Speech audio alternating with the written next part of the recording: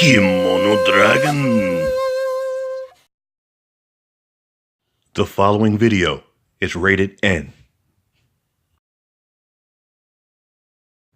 What's going on, YouTube? This is the Kimono Dragon. Today I want to talk about the most powerful figure in Marvel Comics. Hit it, Philip. Stan Lee. Created by Celia and Jack Leiber, he made his first appearance in December 28, 1922 in Manhattan, New York.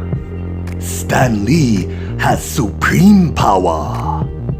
He is responsible for the creation of a rich and complex multiverse full of characters and stories that will stand the test of time. Along with Jack Kirby and Steve Ditko, he is co-creator of some of the most popular characters in fiction. You are not kidding. I'm talking about Spiderman, the X-Men, Iron Man, Thor, the Hulk, the Fantastic Four, Black Panther, Daredevil, Doctor Strange, Scarlet Witch, the Ant-Man, and many, many more. In 1939, Stan Lee got his first taste of comics while working as an assistant for Pulp Magazine's Timely Comics section. His early days with Timely Comics saw him filling inkwells and bringing artists lunches. By 1941, he would produce his first superhero co-creations, Destroyer, Frost, and Father Time. When doing this, he also changed his name from Stanley Leiber to Stan Lee.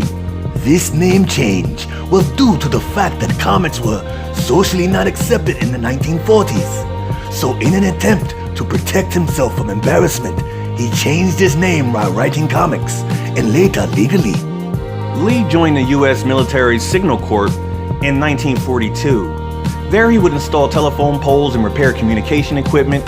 He did this alongside a handful of men who would later become powerful figures in writing and entertainment themselves. One of these individuals in particular was Theodore Geisel, or better known as Dr. Seuss. In the late 1950s, DC Comics started to see success with The Flash and Justice League Comics. Back at Timely, now known as Marvel Comics, Stan Lee was given the task to come up with a competitive superhero team. With artist Jack Kirby, Stan Lee introduced the Fantastic Four, who would immediately begin to bring in profits.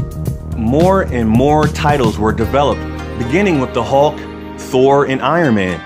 Comic books were not associated with low society like it was in the past, so Marvel and DC profited off this fact very well up until the 90s.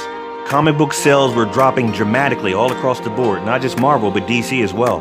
Stan Lee left Marvel in the 1990s, but remained a figurehead for the company, attending conventions and making cameos in a ton of Marvel TV and movie properties.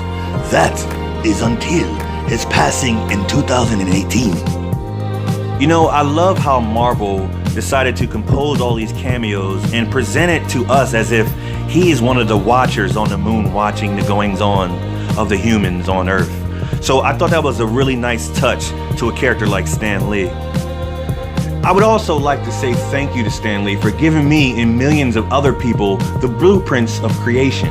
His characters and stories have captivated the minds of comic book readers since the 60s, and after a wild success of the Marvel Cinematic Universe, imaginations will flourish until eternity. Again, thanks, Stan the Man.